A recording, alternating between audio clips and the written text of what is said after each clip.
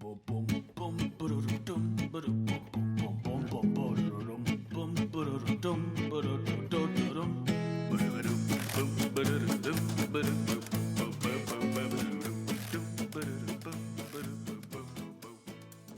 and welcome to another episode of Breaking Mayberry, the show that gives you plenty of ammunition in case you and your grandpa get into a big fight and you need a final verbal blow. That's pretty good. It paints a rich story. Yeah, it sets the tone for what we are and what we do. Speaking of setting the listeners, I'm just going to tell you right up front, if you've been listening for a while, you might know that, I tend to get irritated whenever we do really long intros and we never ever get to the actual discussion of the Andy Griffith Show episode. Yeah, this podcast is going to be mostly intro. I know up front, I'm giving you this up front because Dan's got two things, I got a thing. We're surprising each other. I don't know really what's happening. So it's okay because honestly, hanging out with us is more interesting than this episode of the Andy Griffith Show anyway. We'll get to that when we get to it. Dan? So Marty, think you're fucking better than me, huh? Okay. Yeah. I do. Think you're hot shit. I absolutely do. Big fucking man. Just because you're getting engaged, you're getting married, you're all engaged and shit, and I have to be your fucking best man. Huh? Make me dance like your little fucking puppet. Plan my bachelor party. Take me to a bird sanctuary. I want to do roller coasters while high. Huh? Well, guess what, bitch? Now I'm engaged, and you have to be my fucking best man. And guess what? I'm gonna be really fucking obnoxious about it. I am not gonna be reasonable. I'm gonna bridezilla all over your fucking face. Alright? I want to go to Cancun. I don't even know shit about that place, but you have to take me there. Huh?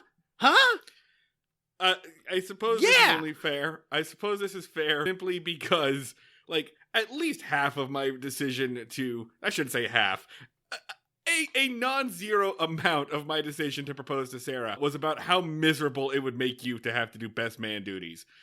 Dan's got to give a speech in front of people. He's got to plan an event. These are things that Dan is bad at. And now I got engaged as a counterattack. It was, and then I said 70% of the motivation for it was love, but the other 30% was spite towards you. You didn't see this move, bitch. And then I said, Sarah, will you marry me? And she was like, you've been talking about Dan for the past 20 minutes. Yeah. I saw your maneuver. And now we're going tit for tat. Anything, any hell you put upon me, I'll visit upon you tenfold. It's just a stalemate. I want matching white tuxedos. But not for me. I want to look like an idiot. You and the other guys gotta do it. Yeah. It's gonna be expensive. All right, okay. So I accept. Yeah. Goddamn right you do. You don't have an out. I don't have a choice. You chose to do it live on the air. All right, cool. I could edit this all out. But that's okay, Dan. That's okay, because I already saw this coming. And I want to tell you about something that I got for you. I've already got you a bit of an engagement present here. But first I got to tell you about something. Okay. First I have to tell you about Toucan. Okay. I know this is not a plug. I know it sounds like a plug. It sounds like you're about to do an ad read that you didn't tell me about. Yeah, no. I just discovered this thing and I actually really like it. They're not paying me to say this, but Toucan is an app plugin that helps you learn languages. Mm-hmm. It does so by plugging right into your browser, and it scans websites and it'll put words in different languages into the text of your website. So, you'll read through it, and instead of, you can have a word and instead it'll just put this word, una palabra for word in the sentence there. So it's just you're kind of like an immersive learning kind of thing. Got it. Yeah. So again, not being paid here, just I like this app and I just discovered it this week or last week. Anyway, the thing about Toucan is it lets you buy words. Okay. You can own a word, and every time that word appears in any language, someone will hover over it, and it'll be Marty owns this word. Okay. So and you can buy words on behalf of other people. So, Dan, here's the thing. I'm just going to give you the end of this, and then we're going to do this memento style. Because I'm going to give you the end result right now, and then I'm going to backtrack and tell you all of the steps I had to do to get to this point, okay?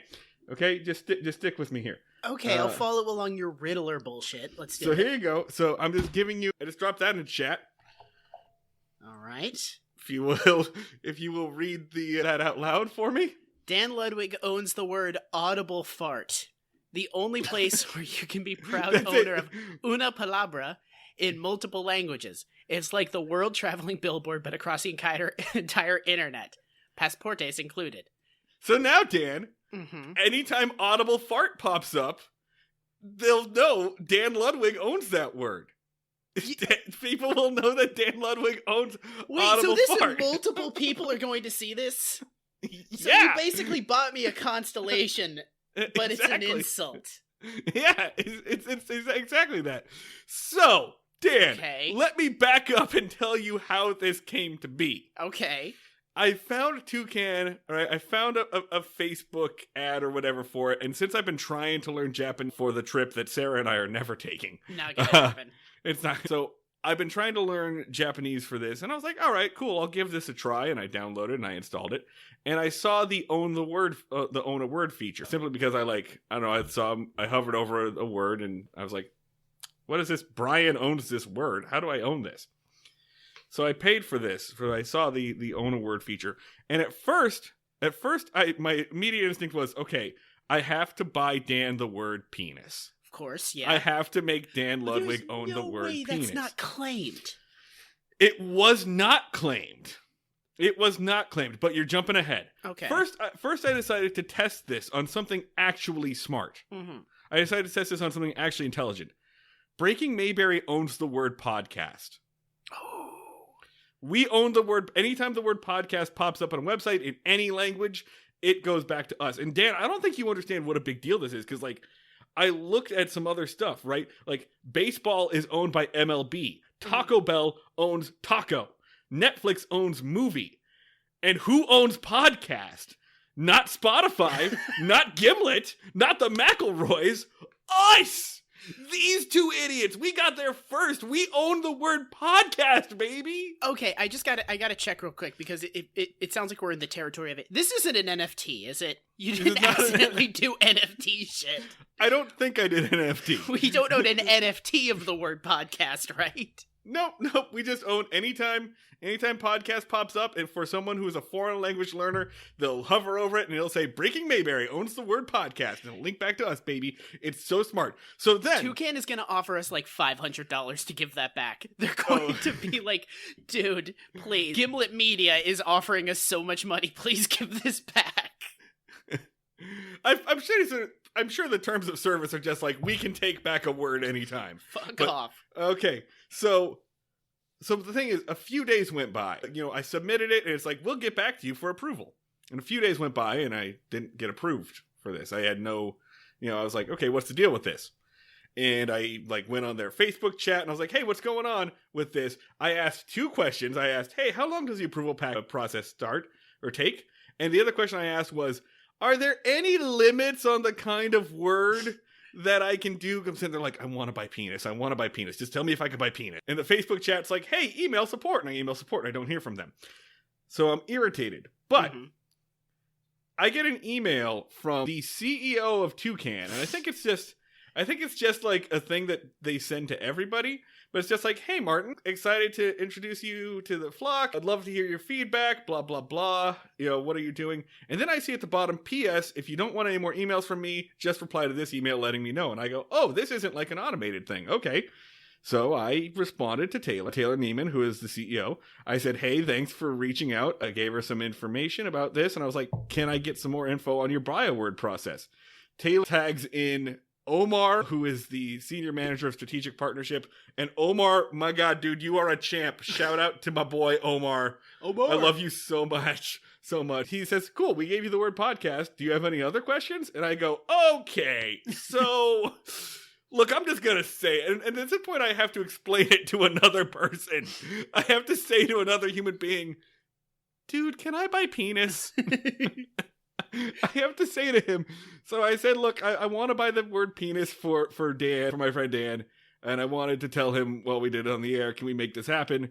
And Omar's like, that's very funny. He starts off with, I enjoyed reading your clever word idea. It's not that clever, Omar, but No, I it's appreciate really not. I appreciate the point here. He's like, listen, you cannot buy such words in our Own the Word dictionary. They have to be English words. There are some restrictions, though. Proper nouns, no profanity. I guess penis falls under the profanity. I understand. I get why you wouldn't want to make penis available. So then I had to be like, okay, thanks for the help. Listen, here are 3 other options. Nipples, fart, clown. Omar? You could give me fart? Omar says, hang on. Omar writes back to me, let me check if either fart or clown may qualify or be available. I'll confirm and get back to you by 10 a.m. tomorrow. I want to point out, it costs $5 a week. It costs $5 a week to own a word on Toucan. So Omar is going above and beyond for $5 for his company. All right? So Omar's giving me the white glove treatment. A man who... And so in a conversation between 2 men, 2 grown men with full-time jobs, Omar, I just got to point this out, man. I am a grown man. I'm 34 years old. I have a master's degree and a full-time job. And I made you write this sentence. Yes. Hey, Martin, I can have the following options added to the dictionary. A fart, audible fart, funny fart, long fart, loud fart, or stinky fart. If you like any of them, feel free to claim it and I'll have it approved. Omar, my buddy! So, do I own audible fart in all languages? In all languages. Hell yes. So what that tells me, though, right, is that means that in other languages, they have words that distinguish these. Yeah. Right? We had to use the adjective in English, but that means that in some other language, it's like the Inuits having a 500 words for snow kind of thing. There are words to describe different kinds of fart. Germany's got one for that, just like Günterkräkken. Like... So, yeah. So, I've already learned so much. Language is amazing. Yeah. Thanks, Toucan. So there you go, Dan. You own audible fart. That was such a long way to go to get to this. Okay. I guess Mazel tov. One sec. Baby! I own the word audible fart. I know. We're all excited here. So that's my bit. What you got, man? Okay, so my thing is, I was hanging out. Oh, hang on. Go to jointoucan.com. I guess I got to be a loyal customer of these people forever now because they've gone so far for this stupid They bit. seem cool. They're Yeah, chill. free plug. Okay, so my thing is, I was hanging out with our friend Paul recently, and we were drinking. Love that guy. And while we were hanging out, he got very serious at one point. He was like, so can I show you something that I've been working on for a little bit? And I was like, yeah, of course, man, totally. And then he takes it out and he says, like, so some of this has been coming to me, like, I've been waking up in the middle of the night and thinking of these. Sometimes I've been just kind of, like, doing it while I work, but I'm pretty proud of it. And he took out his phone and he proceeded to read me what, in his view, is the definitive list of nicknames that you can give a person. Okay. Yeah. I appreciate this, right? Yes. This is a very Paul thing. Yes. This is a talent he has. All right, so the list is as follows. Crust, fireworks show in mouth, cowpoke, ranch hand, red M&M, sleazy bee, time for thunder, crime, fake Santa, real Santa, nasty Kevin, Colonel McFingers, complicated Santa, dirt mop, mulch house, yogurt brain, lonely Santa, slumdog Ralph, night sweat, swamp disaster, Pringle Dingle, soft serve, stop calling me Santa, sapphire, Sergeant Husk, scuzz, bitch general, pizza pants, dustbuster, crumbed, I hate Christmas, Bahama Carl, ant farm, and plum. Okay. Tag Dan, yourself. I'm Swamp Disaster. Dan, drop those in chat so I can look at those real quick. Yes. I'm I'm gonna have to Discord those to you. I'm about to go buy Swamp Disaster on Toucan. I'm going to make sure that I own the word Swamp Disaster in all words, including Portuguese. The Portuguese definitely have a word for swamp disaster.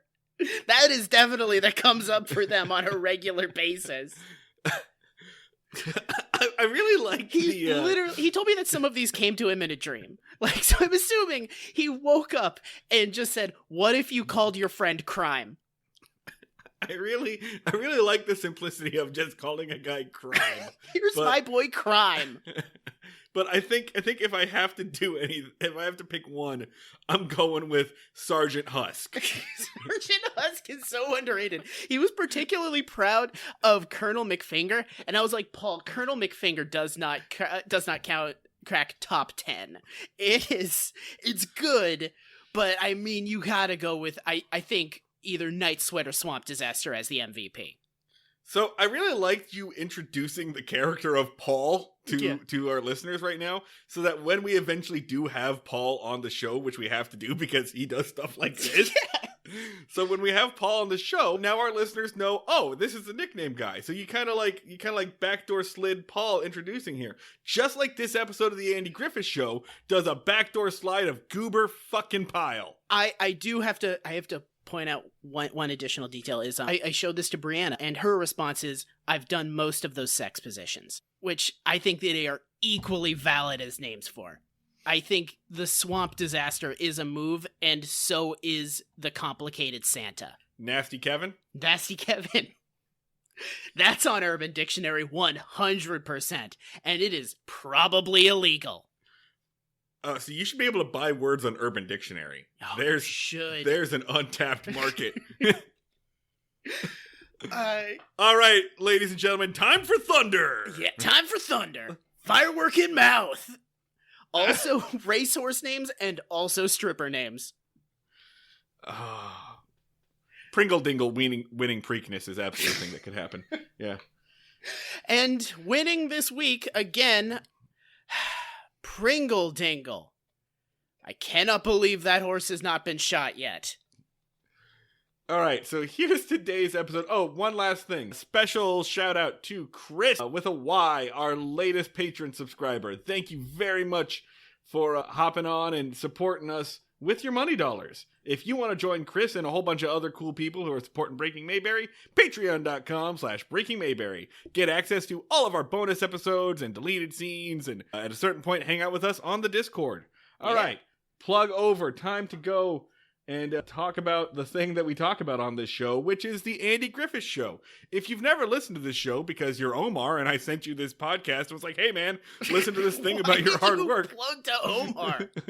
Leave that poor man alone. We are a podcast about baby boomer television, specifically the Andy Griffith Show, among others, and we are in the middle of season 4, getting close to the end here. We watch them so that you don't have to, and try to figure out how this show broke America and all of our grandparents' brains. All right, here is the episode we're doing today. It is season 4, episode 27, Fun Girls. It originally airs April 13th, 1964, directed by Kobe Ruskin and written by Aaron Rubin. Have we seen Aaron Rubin anytime before? I don't think so. He's popped on before a few times. And here is your one-sentence summary from Wikipedia. 2 fun-loving but overbearing women from Mount Pilot cause problems by being amorous to Andy and Barney, which makes Helen and Thelma Lou needlessly jealous. I think I would disagree with the word needlessly there. Very judgmental. Wikipedia putting their thumb on the scales on this a little bit. For sure. I think that word is iffy. Yeah. Iffy usage of that word.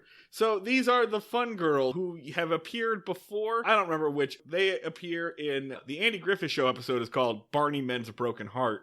For us, it's the episode we call The Breakup Odyssey. It's the one that we also talked about How I Met Your Mother. So we've encountered these women before. We got in a protracted argument about whether or not they were sex workers. Yeah, I think the jury is still out on that, honestly. But basically, their role is they're too. I want to figure out like the show's words here. Floozies? Floozy is probably... I would characterize them as drunk women. I think that's probably the most accurate thing of just women who are wasted.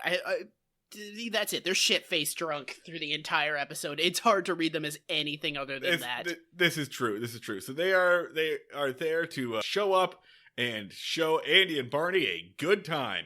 And the last time this happened, they all got like at a diner together, and it wound up having Andy and Barney get punched in the face by some guys that thought they were on a date with the girls. All right, whatever. So the Fun Girls return for their second of 3 appearances, and so we'll just launch into it. So it opens up with Andy and Barney in the jail, and they're taking inventory. Yeah. They're putting stuff together. They're like, you know, they got to do a report to the county of like, here's all the stuff we own. And it's not funny. This is about like 6 minutes. That is in no way funny. But it is nice. Yeah, it's just a couple of dudes hanging out, appreciating each other's unique abilities. Barney accidentally reveals that he can sew by talking about how Otis, whenever he's drunk, chews on the blanket, so he has to mend them. And then Andy is just like, oh man, it's really cool that you can sew. And Barney's like, oh yeah, I can knit too. He's like, oh, that's really cool. Yeah, I was going to knit you an Afghan. And then Andy's like, I really appreciate that. Thank you, friend. That's a very thoughtful and kind gift, and I look forward to receiving it. And Barney's like, absolutely, man. I love you. And he's like, I love you too. And that's it, right? That's it. No other stuff happened. I kept waiting for Barney to do the whole thing of like, yeah, I'm the best sewer ever, and that's why I'm a badass. Sew my own wounds during the war. But no, he's just like, yeah. It's a nice little talent I have that I'm really proud of. You know what else I was gonna do? I was thinking I might buy you the word sheriff. Anytime anybody uses the word sheriff in any language, that's you, Andy. It really sounds like this is an NFT. It sounds much like a fucking NFT. I'm sorry. I'm done with this. I'm done. I had to slide one more in there. But yeah, it's just a moment of them like just chilling, just being like, all right, we're good friends. It's cool. Okay, bye. And then like, it's weird, but it's cool. Right, let's get back to work. And Barney says, look, I also fixed this lamp. Now we have 3 lamps. And he's like, man, you're just on fire. Encouragement. Yeah. Positive reinforcement. I'm not undercutting you anyway. And Barney's like, I'm not ego tripping. And I'm like, what show is this? Thelma Lou and Helen Crump. The entity known as Crump. They walk in. Remember how Andy has a girlfriend? I guess we haven't seen her in like 12 episodes, but they come in and they're like, hey, you boys need to come see a movie with us tonight. Yeah. And they're like, Andy and Barney say, we can't, we have to work like late tonight. We got to do all this inventory. We want to get it done now so that we can take you to the dance tomorrow. Yeah. Just being responsible adults. Thelma Lou is like disappointed. She's like, oh, I wanted to hang out with you tonight. And Helen Crump is like, I could go either way. I'm fine. I forgot you existed until I walked through the door, but it's cool. See you tomorrow, I guess. Like all of Andy's girlfriends, I'm really not that into you. Yeah. So they leave. I guess the entire point of that scene is just to set the idea that there is a dance tomorrow. And that they're going to be around. Yeah. To remind us of their existence, basically. Yeah. To establish within the canon that, yes, these 2 women are extant. But so after that, this is where it starts becoming a thing. Barney goes, well, I get real cranky when I get low blood sugar. If I don't eat something soon, I'm going to be completely useless. So Andy's like, all right, well, why don't you go to the diner and get us some sandwiches? So Barney takes off. And Barney is gone for a weird amount of time. To the point where Andy starts to call the diner to see where the hell he is. You're skipping something. What am I skipping? They have 2 more visitors while Barney is out. Oh, Jesus Christ. I tried to black it out. Yeah, so Gomer shows up with his cousin Goober, right? So, honestly, man, I'm so mad about this. I was just starting to like Gomer. I know. I was just starting to get okay with Gomer, but the show is just like, hey, here's Goober. Remember Goober? You love this guy. It's Goober. You're not going to be upset at all when Gomer leaves for his own show, and because you got Goober. It's also the worst plug for a replacement character. So if you guys aren't familiar with this as much as we are, Gomer's leaving for his spin-off show soon, so they're trying to slot in Gomer 2 as, like, his replacement. So this is basically a backdoor pilot for a character. And an interesting thing is, when you're pitching the replacement for your character, have the first character refuse to get out of the way in any way whatsoever. Is just like I loved on Cheers when they were bringing in Woody, and Coach burst out of the grave and said, "I refuse to die! I'll be here forever! I'm going to talk over all of Woody's lines!" I think it really kind of made it a fluid transition. The best episode of MASH was when Colonel Potter flew that helicopter out of hell. Replace me, will you? It's like a zombie helicopter out of hell. Yeah, it was great. Yeah, it was Potter, right? Potter was the one who died. No, Blake was the one that died. God damn it! I know, you beefed it. It was a good one too. Yeah, fuck. So basically, they establish that Goober has a thing, and the thing is Cary Grant impressions. And I'm very curious if these were anything back then. So, okay, thank you, ultra reliable Mayberry Wiki. So he does impressions, bad impressions of celebrities that were well known back then, like Edward G. Robinson and something like Matt Dillon from Gunsmoke. He just does really bad impression. I mean, like, I know what Cary Grant sounds like. I've seen North by Northwest. I've seen Charade. I've watched movies. I've been on a Cary Grant kick lately. I've been watching, like, To Catch a Thief and Bringing Up Baby and all of his shit. Like, I've been actively seeking him out. I didn't recognize any of this. So here it is. So first Cary Grant impression is just him going, "Judy, Judy, Judy, Judy." Yeah. So, by the way, like, you're not really selling me on this guy who does bad impressions and says the word yo when he means yes. Yeah. Those are the only two selling points of Goober so far. Because Gomer won't shut up. Yeah. Gomer keeps talking Goober up, and Goober keeps not delivering. So here's where the Judy, Judy, Judy thing comes from. According to IMDb, there's an actor named Larry Storch who was doing a nightclub act, and he inadvertently set in motion this Judy, Judy, Judy Cary Grant thing because he was doing the act and he was doing a Cary Grant impression in his act when Judy Garland walks in. Mm-hmm. And so as Cary Grant, he addresses her, "Judy, Judy, Judy." And that catches on. Similar to how, like, whenever anyone's doing a Michael Caine impression, they go, not very many people know that. Yeah. Even though Michael Caine's never said that in any movie. So there is no Cary Grant movie in which Judy, Judy, Judy appears, but somehow this stuck for no reason, and other people doing Cary Grant impressions jumped on him. People used to be so fucking stupid.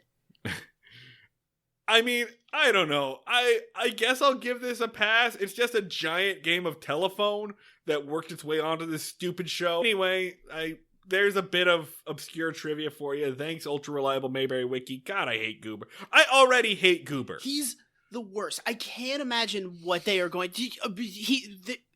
It's not going to be that he just does impressions, is it? This show gave me nothing. I have no idea what he's going to bring to the table in Gomer's absence. He can't... If he was as funny as Gomer, which is hit or miss, they would have done something. I mean, admittedly, Gomer's introduction was, "Hey, this door is really thick. That's cool." Like, they're not exactly good at character Gomer's intro was nothing. Yeah, he just had like 2 lines. I don't know. It's not looking great. I would not buy Stalking Goober right now. It's looking pretty fucking bleak because what it looks like right now is he does bad impressions. So when Gomer's gone, he's gonna come on and he's just going to do like a shitty Rock Hudson impression or some bullshit. So, yay us. Woo! Yeah. Happy birthday to me. All right, so there we go. He kicks them out after an inordinate amount of time. Just an obscene amount of time watching a man I've never seen before do impressions that make no sense. Oh my god. So he kicks them out, and then he gets to the part where he's like, where is Barney? Like, he's taking a long time to get some sandwiches. And he's about to go and call the diner, There's a little moment with him and Sarah, the operator lady. I like that there's only one operator in town, that it's Sarah, and I like how every once in a while they have a conversation with Sarah. We just get little bits in this. He's like, "Hey, Sarah, how you doing?" "Oh, well, that's too bad. Drink plenty of fluids." So I guess Sarah has a cold. He's kind of fucking annoyed that she's actually talking to him. Right. I like. Like that detail a lot. It is a nice reoccurring thing on the show now that every single interaction that Andy has with any character annoys him a little bit. He's just like, he's picking up milk and he's like, "Yes, Mr. Munstauser, yes, I care about your rheumatoid. That's fine. Keep telling me about your leg." Like, he can't get through his day without somebody gibbering at him. 4 episodes ago, he flew off into the woods. Yeah. He left his child behind because he couldn't stand being amongst these people anymore. It's crazy that people are like, Mayberry, the best place on earth. And meanwhile, the main character of the show is like, "I am in hell. I'm in folksy hell. I'm trying to escape." Like it's that old BBC show, The Prisoner, but the giant ball keeps dragging me back to this fucking black and white nightmare. I have a theory. Yeah. That like Andy's with Helen, but at night he's still thinking about that girl that went to Chicago. Yeah. Yeah, I think he's with Helen and like it's kind of a love the one you're with kind of situation. But Andy's sitting there like with his biggest regret, like, I should have gone to Chicago. Why did I stay here? What is this for? Every minute interaction he just has less and less patience for every day. Because he's like, I could be in Chicago right now. I could be living my life. Suddenly the world feels a little bit too small and the walls are closing in on him. And suddenly Mayberry isn't the world anymore. It's just this little slice of it. And every interaction he has, he can feel mortality closing in on him. It's just more and more time until he dies, and he realizes how much time he spends just jawing with these slack-jawed idiots he doesn't even respect. Yeah. Yeah, it's been a while. I had to go look that up. That was the class reunion episode. Yeah. So far, the best episode of the show, and just like a weirdly good episode. And also, the only woman that Andy's had any chemistry with at all in this entire series. Holy shit, this meta-narrative works. Yeah, I like it. And that was around the end of season 3. So, yeah, it's probably been in Showtime probably a couple of months. Yeah. that he's had to dwell on this. Yeah. I'm sticking with this. Yeah. So I want to sort of take Barney's as he's on the phone, Barney comes back in, and I want to take his entrance beat by beat and kind of go like serial killer profiler on his behavior, so that we can reconstruct what the fuck he did at the diner. Okay. Because the first thing that happens is he comes in and he's really skittish and nervous, and he's like kind of jumpy, and he's not really saying what's going on. Listeners, if you want to imagine the way that Don Knotts is delivering this, imagine that like a friend of yours comes in and is about to tell you that they hit a homeless man on the highway and just kept going. That is the energy. He comes in like he just did something really fucking bad, and he knows that everything that is about to follow is going to go terribly. So he enters, and as he comes back in, he's kind of like, all right, so I did something, and it's bad, but he's also kind of pumped about it. Like, he's like, it's pretty bad unless it isn't. That's kind of his approach to this whole thing. Yeah. He's also going back into shame, and he's like, what did you do? What the fuck did you do? And then the girls like burst in and announced that they were at the diner and they saw Barney. Who they refer to as Bernie. Bernie. They never get his name right. And he promised that he was going to take them to the jail and show them the police station. By the way, we keep calling them girls because the show calls them girls. These women are 40. Yeah, these are fully ass grown women. And their names are Daphne and Skippy. Yeah. Which is not a real name. No. Jean Carson plays Daphne. Her big bit is that she talks like she smokes 4 packs a day. She normally plays like career criminals on the Twilight Zone. Yeah, like So she comes up with this froggy voice like, hello, doll. Yeah. She's basically Patty and Thelma from The Simpsons. Yeah, very much that. Yeah. Yeah. So they come in and they're like, he promised us a tour of the station. And Barney's story is, well, they just kind of jumped me and they latched onto me and they wouldn't let me go and I just kind of had to bring them back here. But then he's also fucking flirting with them where they're like, oh, look at Andy's hair. We have to sit under a dryer to get that kind of hair. And Barney's like, how do you know that he doesn't have to sit under a dryer? So he's not having that bad of a time. I mean, it's definitely that point where it's just like, okay, I shouldn't be doing this, and it's ruining my night. But also, these women are attractive and paying attention to me. A feeling that I get, I understand. Dan, we cannot throw stones here. We've done this. Yes, we can. No, because what happened was, and I am very confident of this. He saw these two men at the diner that he almost cheated on his girlfriend with in the past. Yeah. With Andy. This is true. And they hit on him. He got horny and he was like, you know what? Tonight's the night. We're gonna fuck these ladies together. And then he got in the car and was like, oh no, that is not what's going to happen at all. Barney, but also he's kind of holding out hope that it will happen. Yeah, Barney just wants to have a foursome. Yes, with his best friend. He just wants to have a best friend orgy. And Thelma Lou's not down for it, and he is not into Helen at all because no one is. Yes. So he's got to find other plans, and these girls seem like they'd be down. Yeah. Oh, 100%. It's in fact they make it very clear that we're down. We are down to clown at any moment. Yeah. So they start. The girl, Andy is like, get them the fuck out of here. I hate this. I hate you. This is a terrible idea. I don't understand why you did this. We need to get to work. And also no to all of this. And the girls kind of start running around and touching everything. And they try to lock themselves in the jail cells with Andy and Barney. And Andy is kind of trying to peel them off of him. And I think you nailed it. They're drunk girls. Yes. The thing is, that was kind of, I have been at this situation at a club at 3 a.m. Oh, for sure. Yes. For sure. You and I have been walking down the street, and I know this sounds like it's made up, but drunk women have just attached themselves and been like, we're going with you now! Yeah.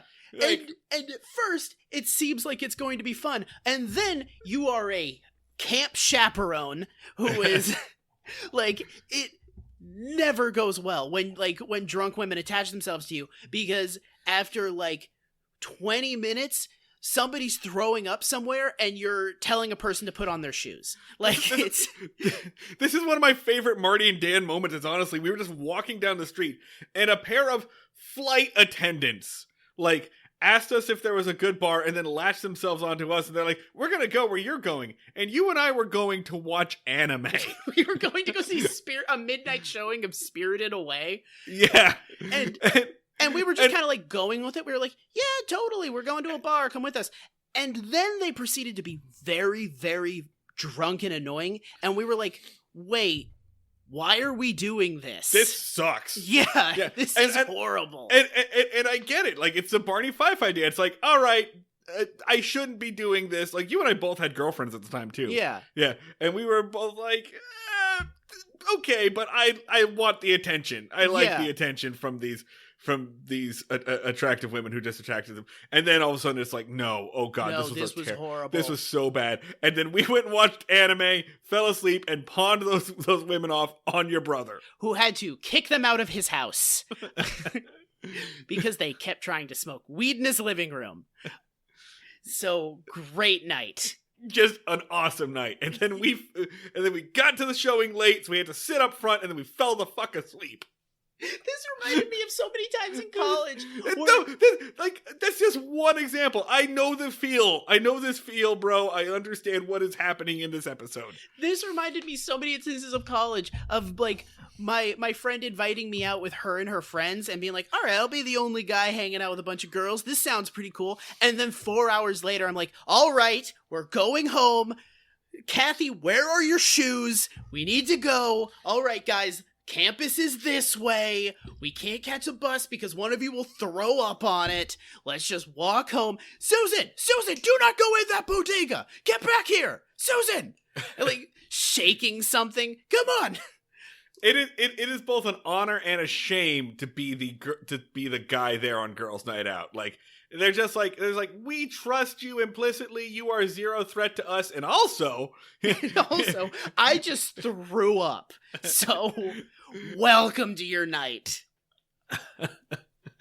So that's what's happening here. The women are like, they lock themselves. What's her name? Daphne locks herself in the cell with Andy. It's like, look what I'm doing. And Andy's like, open the door, open the goddamn door, open this door right now. Andy tries to kick them out, and then Barney's like, well, I told him I'd drive him to Mount Pilot. We gotta drive him to Mount Pilot. Yeah, and Andy's like, well, you do that, and I will continue working here. And Daphne is like, well, that's gonna suck for me to sit alone in the back of the car. To which Andy could have responded, sucks. Yeah, sucks to suck. Tough shit. I have no obligation to you, drunk lady who just wandered into my job. Right, and that's exactly, like, he could have just said, nah, and that's where, like, Andy's a little complicit in this. He could have just been like, okay, well, later. And so many instances where Andy is like, I'm miserable and having a terrible time, and I was screaming at the screen, then walk away! You can leave! Just don't participate in this! This is your show, and you sometimes decide to not do it. You have like, regularly. agency! I remember you know how to do that! You used to do things on this show, and now you're just like this passive passenger. So they walk out, they walk with the girl. Daphne has her arms basically fully around Andy as they go out to the car. And that's about the time that Helen and Thelma Lou get out of the movie, and they see, their boyfriends with two loud, drunk, blonde women get into a car and drive off, and they're like, okay, well... Did you see what the movie was? I did. All I saw the movie was Cary Grant. It was just Cary Grant. It was just there was no title. It was just romance, action, Cary Grant. They're not even advertising the fucking movie. They didn't even make up a fake Cary Grant movie. What did Cary Grant have coming out that year? Like, Cary Grant movies. Like, we're already, 5 years removed from North by Northwest. He put out, 3 movies a year that were just like, Tiffany, get down from there. But, but by 1964, we're at the end of Cary Grant's career, right? Like, he was in Charade in 63, and he only does 2 more movies after that. And in Charade, the joke is, you're too old to be doing this shit. Yeah. He's in his Danny Glover phase at this point. So, I don't even know what that could have been. So, I'm just going to assume that they were going to see Charade or whatever the hell Father Goose is.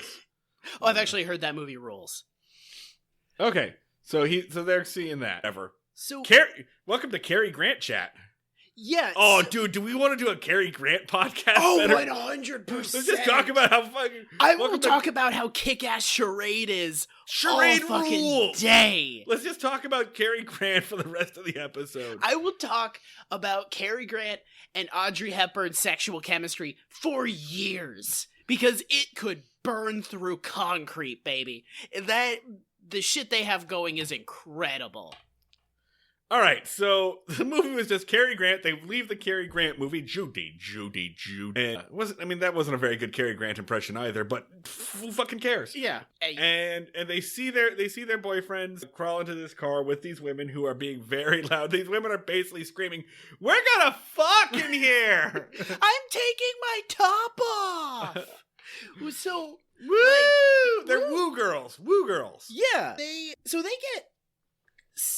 get solid evidence of cheating. It's not a slam dunk case, but enough to be upset, right? Circumstantial evidence. Certainly not a thing you'd be pleased about. Enough that you would ask to see your partner's phone, probably. Considering also that they were blown off that night. Remember, they came in earlier and said, hey, do you want to go to a movie with us tonight? And Andy said, no, we have to work. Wink, wink, wink. Yeah.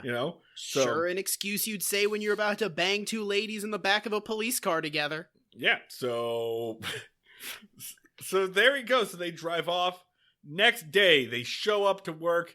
Barney's like, you still mad? Andy's like, no, I'm not. I'm not mad. I'm not mad. Let's just get to work. Yeah, which Barney is like, hey, I know you're mad at me. And it's, after a certain point, it is like, express your feelings, Andy. Just tell him you're mad. Yeah, man. I mean, we don't need to go through this whole, like, Abbott and Costello bit. It's a hell of his own making, man. Like, come on, dude. Like, we all know you're mad. Everyone knows you're mad. Like, this is accomplishing nothing. Just tell him to fuck himself. They get out of the car. I mean, I get it, because he's like, if I say that I'm mad, Barney's going to want to talk about it until I'm not mad anymore. And I don't want to do that. I want to go do the fucking work we were supposed to do last night. So I get it. They get out of the car. They see Helen and Thelma Lou across the street. They're like, hey, our girlfriends. And the girlfriends are like, fuck you. Yeah. Eat shit. But extremely justifiably. Because... Wait, even if they do not jump to the conclusion that they were being cheated on, definitely jump to the conclusion that they were lied to about them being free last night, so they got fucking snubbed to hang out with other girls. That's pretty fucking cut and dry. Is it a misunderstanding? Yeah, but fucking barely. Because they did, in fact, not work and hang out with other women. So, yeah, it's there. It's kind of they misunderstood it, but the actual events are only barely better than what they think happened. So and you know how the show knows that this is bad. The show knows that this is bad because when Andy finally does get to explain to Helen what happened, his explanation happens off screen. Yeah, because how the fuck are you going to talk your way out of this? The writers did not have a way to make that better, at all. Both of their explanations and apologies happen while something else is going on. Well, I think I have the magic words that I could make this work. My best friend is a psychopath. Yeah. Just basically be like, hey, you know how I voluntarily associate with a deranged lunatic?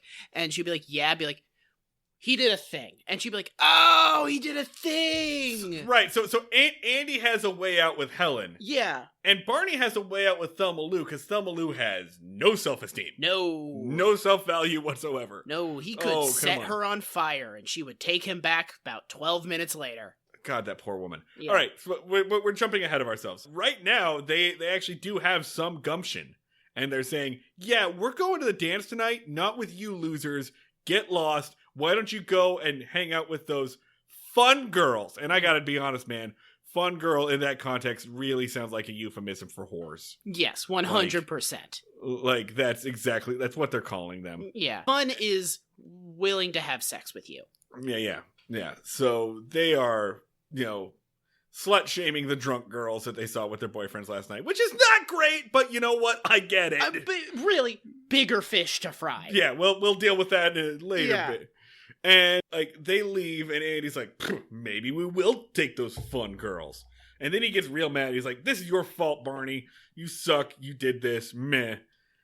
End of scene. Yeah. Later that night, Andy's home. Aunt B shows up. Hello!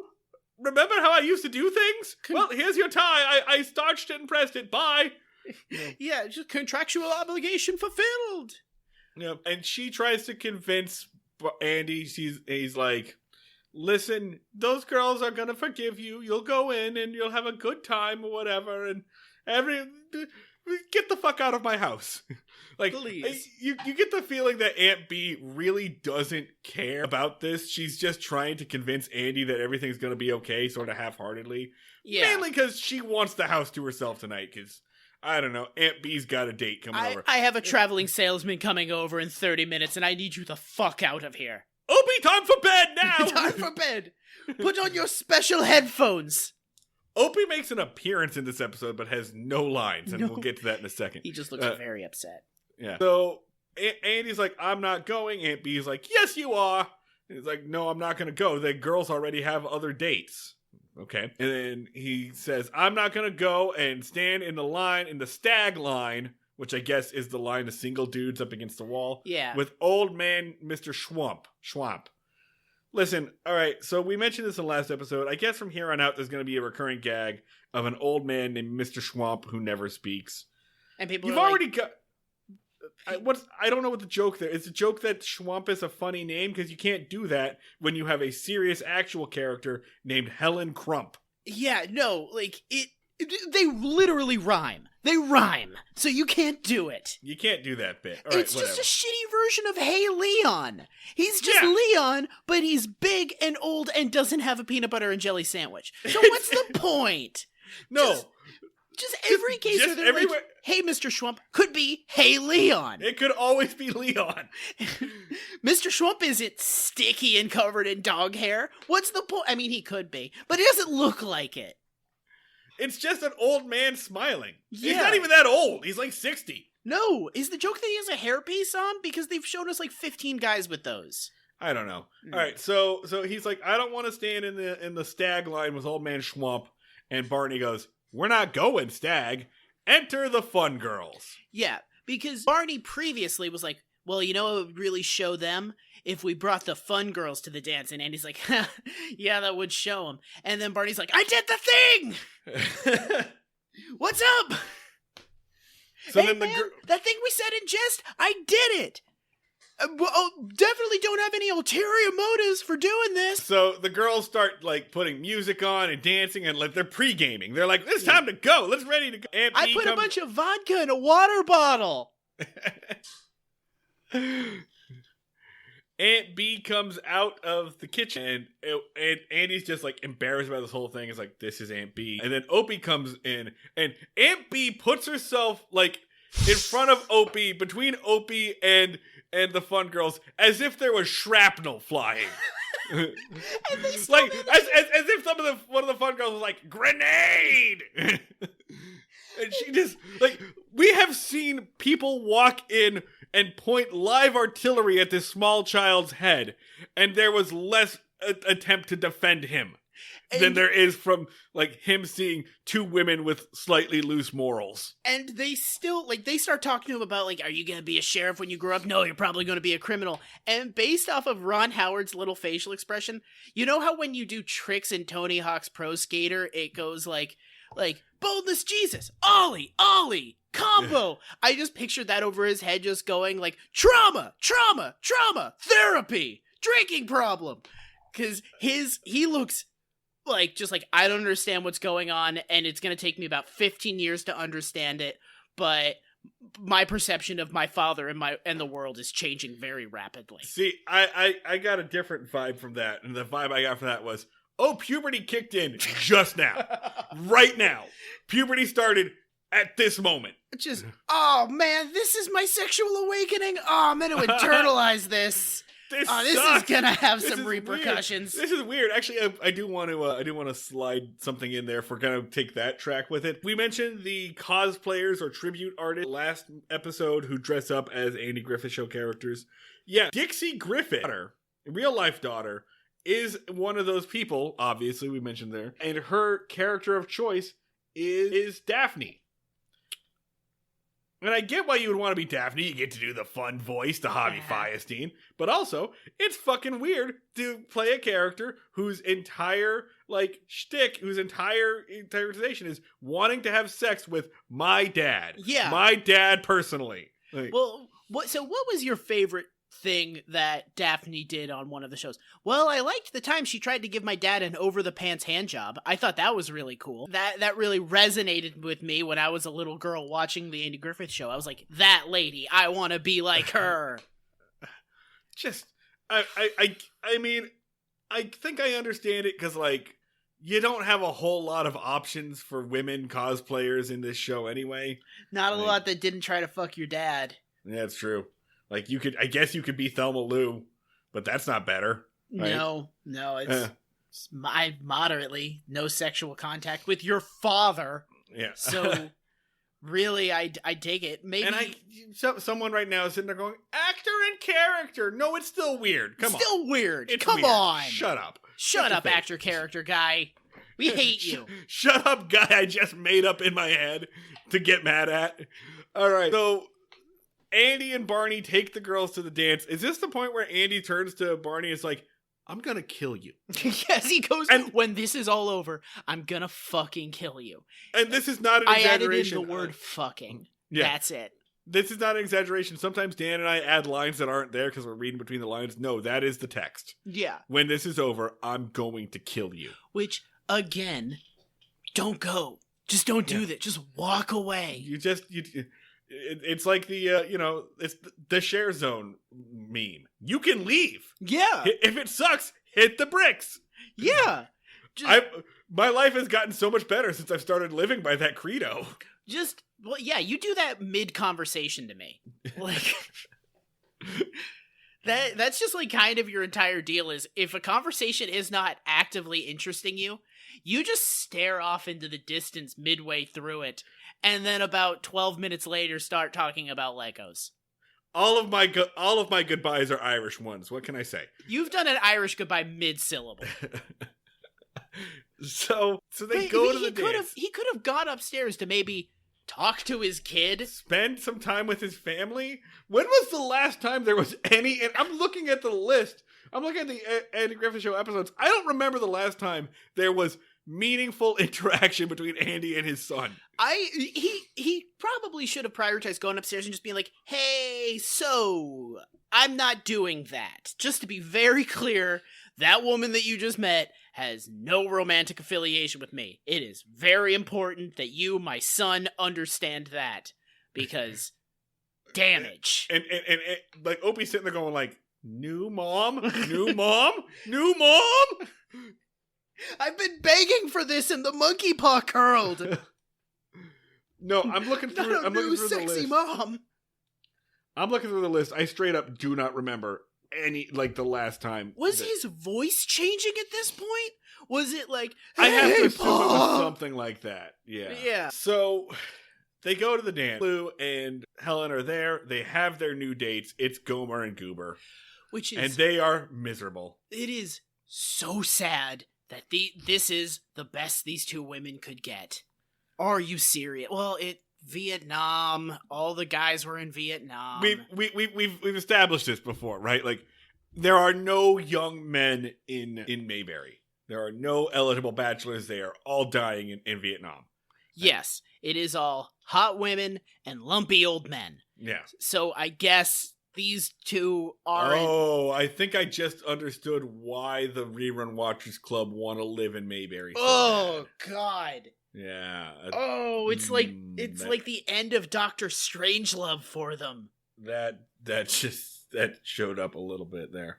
Oh, God. This is like the mine shafts. Jesus Christ. Okay. All right. So we figured it out, right? So the only people around are Gomer and Goober. That might also have something to do with Thelma Lou's low self-esteem. It's just like, I literally can't do better. Just every time that a guy is like, hey, I'm an eligible young man that likes to treat a lady nice, someone is just like throws a net over him and then puts him in a box marked Vietnam. Like Garfield mailing Nirmal to Abu Dhabi. Marty's Comics Corner. Fuck. So, yeah, so the dance is carnage. It's unmitigated carnage of bad music and weird facial expressions, and the fun girls are like... You know what? Hang on a second, Dan. Hang on. Because while I agree that it is bad that, like, and kind of sad that the best that these women could do is pick up Gomer and Goober for the night, I am sick and tired of everyone treating Gomer like that. I am tired of everyone being like, I have no other option. I guess I'll hang out with Gomer. Gomer is a nice guy. Yeah. Like, he's dumb, but he's nice and always enthusiastic to be doing whatever you're doing. I am sick and tired of people just shitting on Gomer and picking him last for dodgeball. Okay, but to be fair, what was that? How was that date going, Marty? It was miserable. It was awful. Was he being charming? Was he sweeping them off their feet and giving them corsages? No, he was prompting the fucking Cary Grant impressions. And look, I say that out loud, but I'm like, I don't want to hang out with Gomer either. No, this looked horrible.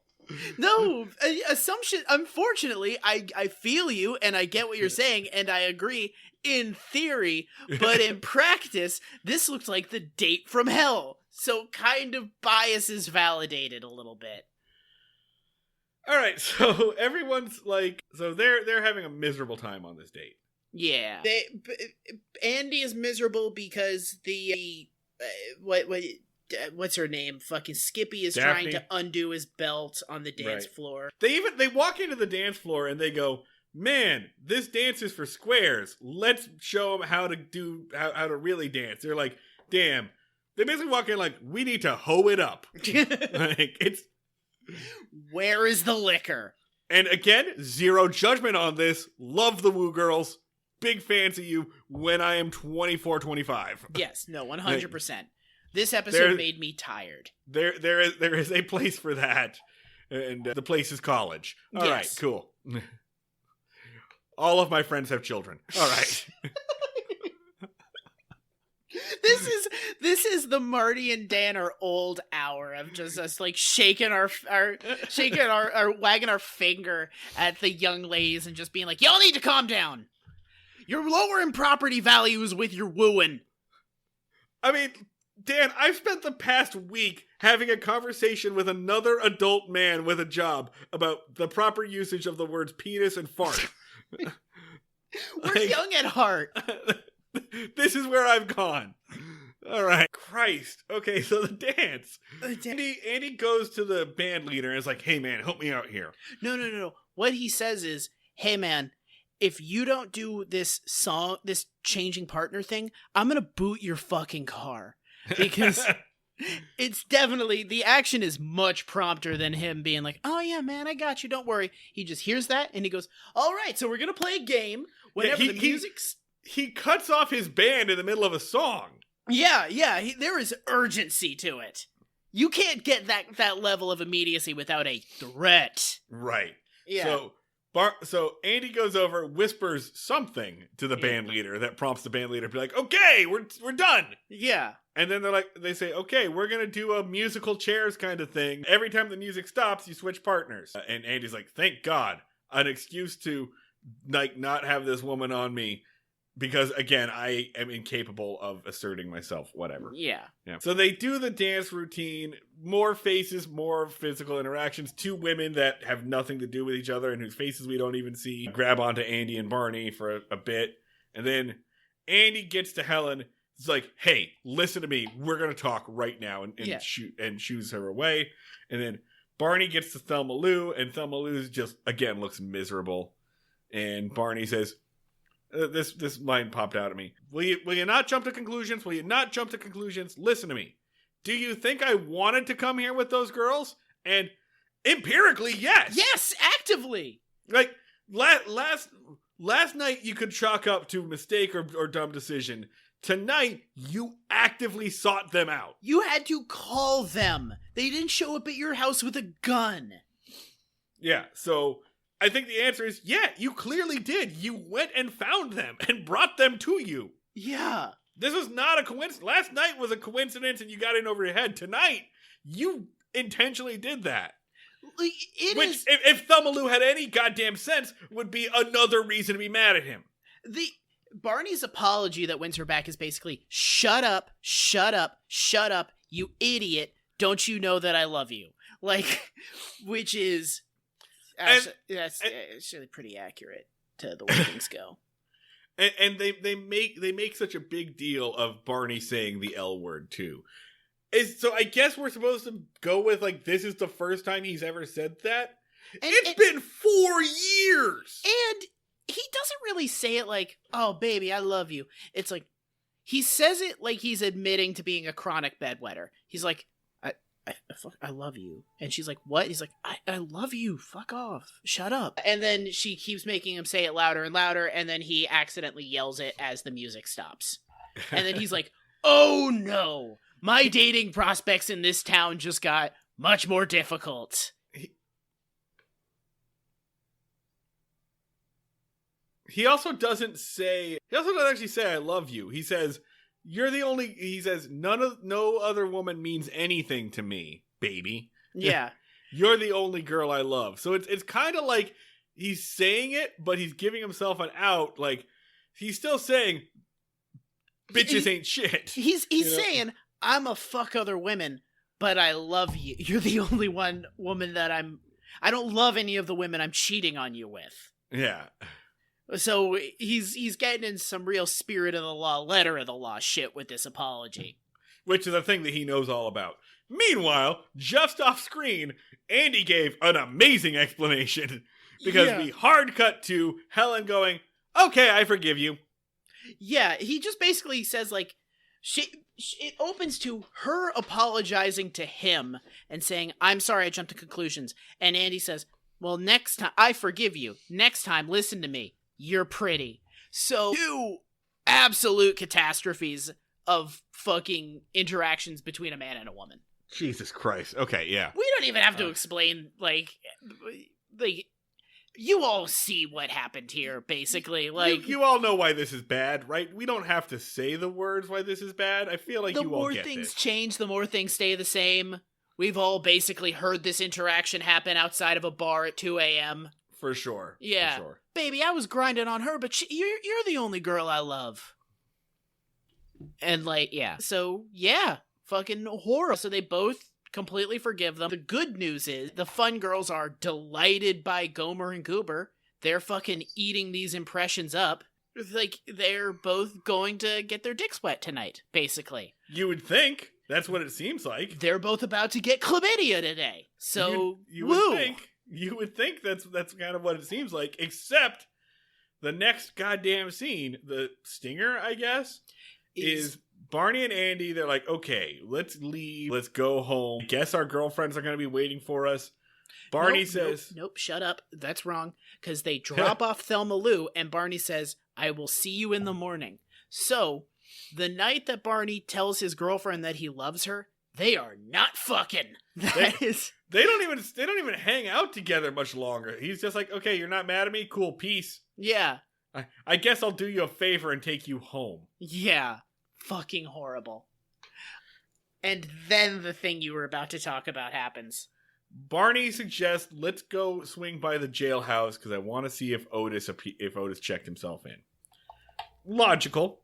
Mm-hmm. They go to the jail. The lights are on. They go in. There's the fun girls with Goober and Gomer. Mm-hmm. The fun girls, they run up to Andy and Barney like, hello, hi, where'd you guys go? Gomer and Goober go, we brought your girls back like a couple of simps. And yeah, this whole thing went completely over our heads. Yeah, and then... But it's okay, because also we both have, I think, between the two of us, the mental capacity of a 14-year-old. Yeah. So honestly, probably good that this didn't go, any this other way. This probably would have been a crime. Yeah. Damn, I'm not capable of consent! Golly! All right. And then... So then they're like, well, we're all going to go to Mount Pilot. You said you drive us to Mount Pilot. And then the show ends with Andy and Barney and the fun girls, and they're like gonna go to Mount Pilot, and then Goober and Gomer are like, Gomer says, hey, can we come with you? Goober will do impressions. Do-do-do-ba-do-do. Ah! Hey. So, yeah, Stinger kind of ruined it. What little of it was unruined. Boy, I've been on a roller coaster with this episode, man. Like, we watched it twice. We watched this a couple weeks ago together, and at the end of that, I was like, this fucking sucks. This is awful. This brought back sense memories to the shittiest times in my life.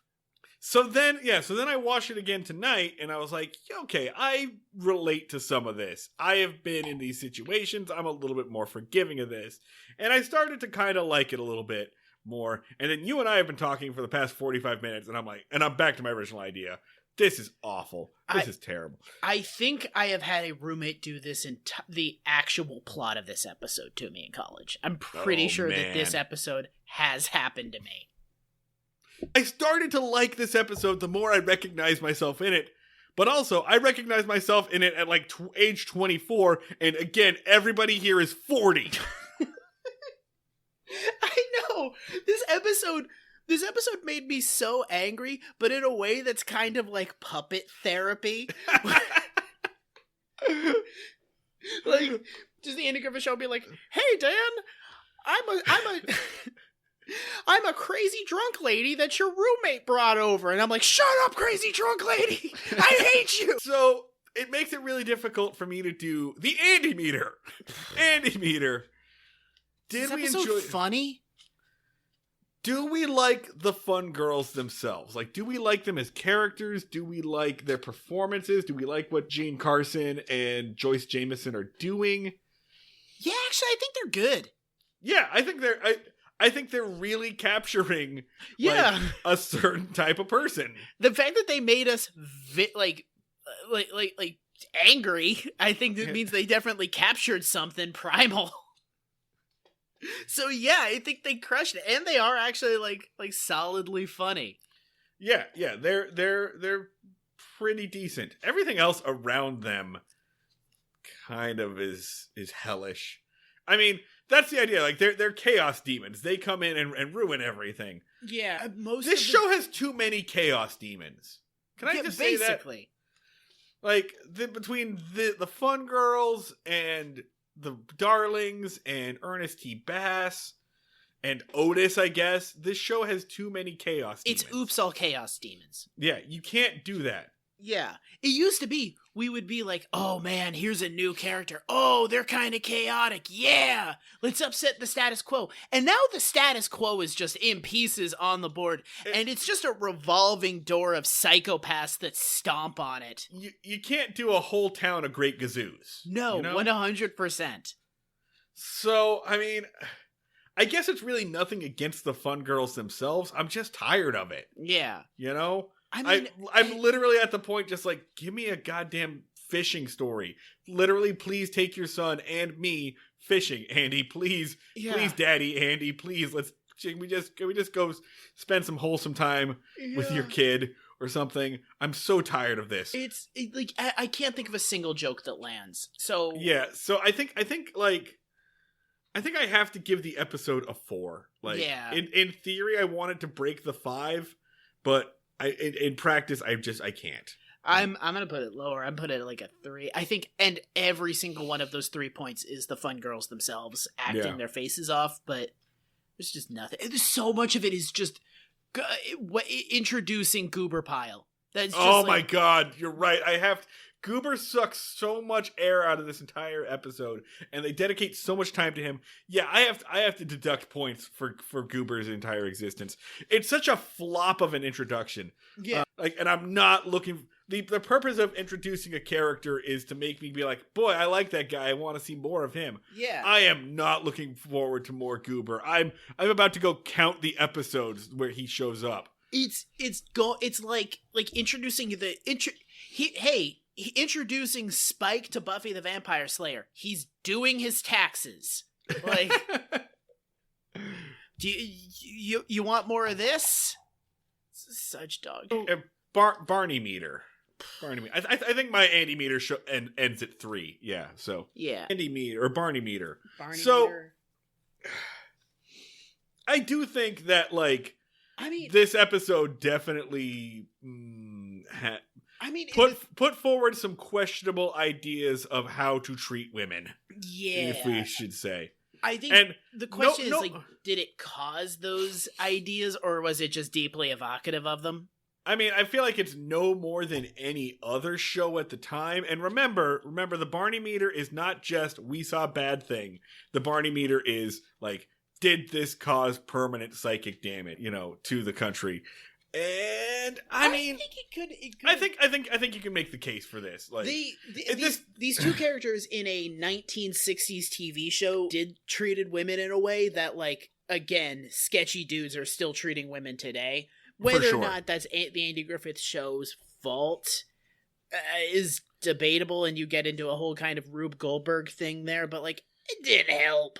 It certainly didn't help. And again, like, the argument we always be like is like, the show treats this as like, it's bad, but it's like an acceptable level of bad for which you will receive no real comeuppance. Exactly. Yeah, like a kid basically like watched this and was like, okay, so I know what I can get away with now. Yes. Yeah. There are some standards set here for like what you can, what you can get away with. And also what women should be expected to put up with. Yeah.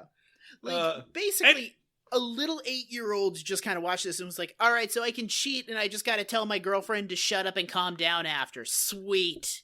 And, based on the evidence of this fucking Wikipedia writer, apparently the show and its watchers still take Aunt Barney and Andy's side. Yeah. I can't think of another episode that is where it's more clear cut that these dudes are in the wrong. And they did the wrong thing. And the show still is like, they're fine. How many times do you think Wikipedia administrators have had to go into that episode description and edit out long screeds about someone's ex-wife? Where, it's just been Andy and Barney are selfishly accused of cheating by their ungrateful girlfriends. See, Sharon? I was just doing what Andy and Barney were doing. Sharon, you bitch. Change the locks backs. I need to get my comic books out of the garage. You bitch. Just all of that in one long paragraph. So, regular Wikipedia probably edits that out. The ultra-reliable Mayberry Wiki? Probably not. Oh, can we check the comments on? I looked. There was nothing good. There's nothing good. Yeah. Yeah, so I don't know. Four. I think that feels right. Yeah, I'll give that. I don't know. I'll give it a 6. I don't know why I'm giving it a 6, but 6 feels right. It feels like it should crack the 5 point anyway. I think that's it. We good? That's it. Oh my god. Whew. As always, you can get at us on Twitter. We are at Break Mayberry. Facebook, join the Breaking Mayberry fans Facebook group. On Twitter, I'm at Schneid Remarks. It's SCHNEID Remarks. Dan doesn't have a Twitter because he loves himself too much. He feels, I have basic self-esteem. I don't like to debase myself on a daily basis. Music was by Max Ludwig. The character of Maynard G. Barry was created by Not Your Guts. I don't know if we're using Barry art this time. We might not. And once again, support us with your money dollars on patreon.com/Breaking Mayberry. If you don't want to support us with your money dollars, reviews, ratings. Yeah. That's all I got. That'd be pretty cool. Thank you for tuning in. We'll see you all down at the fishing hole. Ba-da-dum, ba-da-dum,